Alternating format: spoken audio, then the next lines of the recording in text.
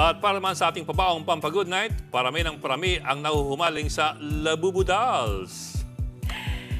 Inlababo o inlabubu ang netizens mula sa pangungulekta hanggang sa kalokohan.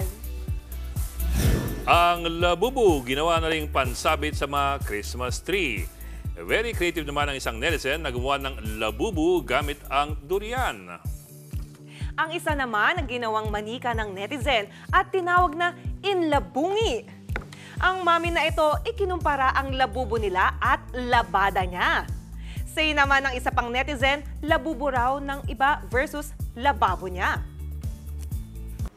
Mga kapatid, Jania Lipon po, laging maging updated sa latest sa entertainment and lifestyle para maging una sa balitaan. Bisitahin at mag-subscribe na sa social media pages ng News 5.